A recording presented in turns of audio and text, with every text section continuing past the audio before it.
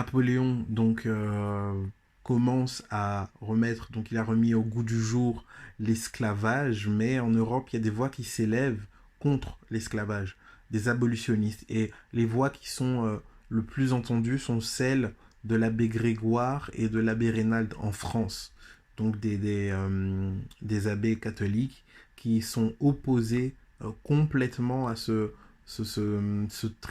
commerce triangulaire et au système esclavagiste. Euh, les personnes ayant influencé la Révolution française, les réformateurs, eux, sont pour l'esclavagiste. Et la guéguerre des républicains et des royalistes, au niveau économique, trouve un consensus, celui du commerce triangulaire, qui rapportait énormément d'argent pour la France. Donc tout le monde est pour l'esclavage, mis à part la branche catholique qui est représentée par l'abbé Raynald et l'abbé Grégoire. 2 est une année charnière parce que c'est durant cette année que va naître le concept du racisme. Les mouvements abolitionnistes étant là et l'opinion publique n'étant pas friande finalement de système esclavagiste. Il y avait beaucoup de Noirs qui étaient déjà dans la société. On avait aboli l'esclavage en 1794. Ça faisait partie de finalement ces idées de liberté, égalité, fraternité. Le système ou le lobby colonial va alors faire tout, va pousser afin que l'opinion publique ait un visage plutôt clément par rapport à l'esclavage, ok. Et donc des idées vont passer par rapport au fait qu'il ne faut pas appliquer ces principes d'égalité, de liberté, de fraternité aux indigènes. Ils en ont pas besoin lorsqu'on leur donne cette liberté. C'est une liberté qui va les détruire. Ils ont besoin d'être gérés par l'homme blanc, par le civilisateur. C'est à ce moment-là qu'on va aussi parler de la hiérarchisation des races, ok. Le livre Histoire naturelle du genre humain va sortir où on va voir tout simplement que le blanc descend le blanc est donc un homme, puis on a le noir et juste en dessous on a l'animal, et donc le noir est juste l'élément ou le chaînon manquant entre l'homme développé européen et l'animal. Ok, c'est aussi à ce moment-là que on va entendre des concepts ou des clichés tels que le noir est lent, le noir n'est pas intelligent, le noir a besoin d'être assisté, d'être aidé, etc. Maintenant que entre de 1803 1804 que il va y avoir ce tournant mondial que représente la République d'Haïti. Ok, donc on va voir comment ça va se passer. Déjà, tous les événements précédents ont donné une certaine notoriété à l'île de Saint-Domingue, Toussaint Louverture ayant chassé les Français, les Britanniques et les Espagnols, a donné une sorte de regain d'espoir à toutes les colonies où se trouvaient des Noirs. Donc, en... donc à partir de 1803, ce qui se passe, c'est que donc voilà, Toussaint Louverture perd face à l'armée de Napoléon. Et là, il y a un général, le général Leclerc, qui est chargé d'aller sur l'île pour tout simplement rétablir l'ordre. Ok, c'était ça sa mission. Mais sa mission secrète était de remettre en place le système d'esclavage. Il ne pouvait pas le dire ouvertement puisqu'il avait face à lui une armée dite d'esclaves. Les personnes qui avaient, entre guillemets, trahi Toussaint Louverture étaient formées à la liberté et ne pouvaient pas permettre que l'île retombe dans le système esclavagiste. Ok. Général Leclerc va laisser sa place à un autre général qui, lui, sera ouvertement esclavagiste et va tout simplement révéler ses intentions. Un des lieutenants de Toussaint Louverture qui s'appelle Dessalines, Jean-Jacques Dessalines, va comprendre que, ok, on essaye de nous remettre en esclavage, va prendre la tête de l'armée de Saint-Domingue. Ils vont livrer bataille contre l'armée française et Dessalines va chasser l'armée française en 1803. Faut savoir que l'armée de Napoléon a perdu 60 000 hommes. Ils ont été chassés. Napoléon ne pouvait pas envoyer de renforts, extrêmement compliqué pour eux. Et en 1804, Jean-Jacques Dessalines va alors proclamer la naissance de la République d'Haïti, qui devient la première république noire au monde. Donc 1804 fut un retentissement dans l'histoire mondiale. Ce fut un retentissement. Il va avoir une importance capitale dans le panafricanisme, non seulement parce qu'elle va être exemple de liberté, elle va être exemple d'autodétermination, va inspirer, mais aussi va fournir un foyer d'intellectuels qui vont agrémenter cette idéologie. Okay, par exemple, Antenor Firmin va écrire un livre en réponse à Gobineau sur l'égalité des races humaines. On a aussi Benito Sylvain, qui était journaliste et qui ira voir Ménélique II d'Éthiopie et qui tentera de créer une union entre les États africains. Donc l'union, c'était Libéria, Éthiopie et Haïti. Il a tenté donc de commencer à créer quelque chose de panafricain, une entité, une union pour être plus fort.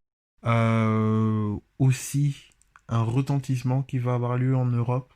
Donc vous voyez que tous ces éléments ou tous ces événements sont concomitants, presque concomitants, ok. Il y a énormément de choses qui se passent au XVIIIe siècle. Ici à Londres, un cas atypique, c'est l'affaire James Somerset. Ce cas va faire jurisprudence. Ce cas aussi va être extrêmement connu et va amener aussi encore un pas supplémentaire dans tout ce qui est panafricanisme. Cette conscience de la communauté noire, cette lobbying noir, ces connexions noires, cette lutte noire va être agrémentée par cette histoire.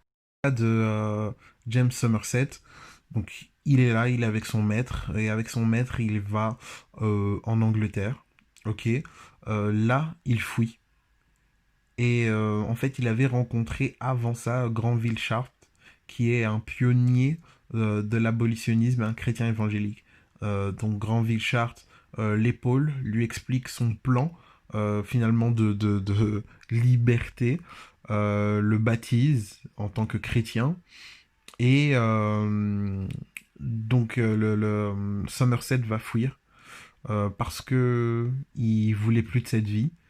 Son maître va essayer de l'envoyer en Jamaïque parce qu'il avait fui, donc l'envoyer dans une plantation en Jamaïque. Et là, il y a un procès.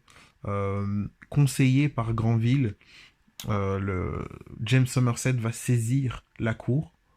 Et la cour et l'opinion publique n'étant pas du tout favorable au système esclavagiste, ce qui était assez intéressant parce que l'opinion publique n'était pas favorable au système esclavagiste, mais l'État avait mis en place ce système, et ce système était quelque chose de pérenne. Donc la société n'étant pas favorable au système esclavagiste, ben, le Lord Mansfield, qui était le juge de cette cour, dit non, écoutez, en Grande-Bretagne, nous ne pouvons pas, parce qu'un esclave fuit, le considérer comme étant hors la loi.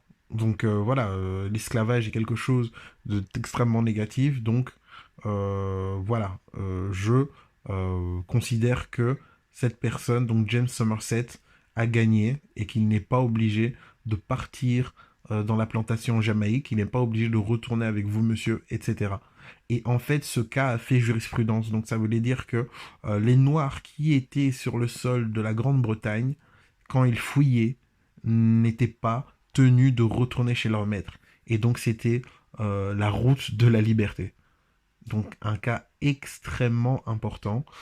Et ça a changé la donne et ça a créé vraiment un tournant au niveau de la cause noire. D'un côté, on a les Noirs en Grande-Bretagne les Noirs ou les esclaves noirs en Grande-Bretagne qui parviennent à fuir et obtiennent la liberté.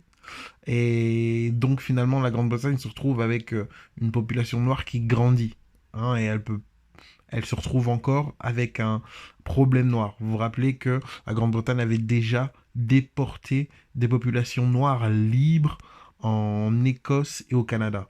Et ici, maintenant, ça va être aussi le cas, mais on va déporter les populations noires en Afrique.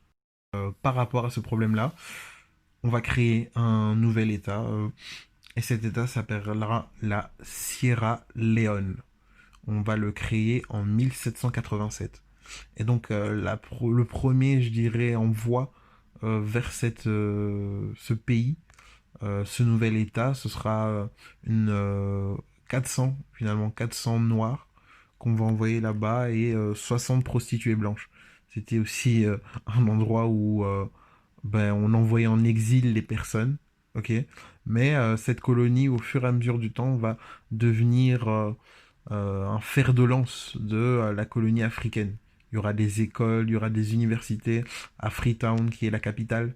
Ok, les personnes de Sierra Leone sont appelées les Saro, et ce seront vraiment ces personnes qui vont poser les bases de l'idéologie panafricaine. Ok, ils vont vraiment être ces intellectuels qui vont pousser l'idéologie à aller plus loin. Et tellement fort de cette mission, ils vont aussi immigrer dans différents pays, Nigeria, etc., afin de véhiculer cette idée, cette idéologie, ce projet d'une Afrique unie, d'une Afrique forte. Donc, de la Sierra Leone, énormément d'intellectuels vont voir le jour. Le Liberia, c'est aussi à peu près la même histoire, sauf que ce n'est plus la Grande-Bretagne qui a acheté une terre et puis a envoyé ses esclaves libres, mais c'est les États-Unis. Ok, ils ont acheté une terre et ils envoient leurs esclaves. Donc d'ailleurs, ils ont créé cet État et cet État a été créé par un comptoir esclavagiste. Ok, pour embarquer, pour mettre ces personnes, enfin les esclaves libres là-bas, et ils ont été envoyés volontairement ou non. Ok, et dès les premiers instants, en fait, il y a des tensions avec les autochtones, parce qu'on envoie donc les esclaves américains là-bas, et malheureusement, les esclaves américains se comportent comme les colons face aux populations autochtones.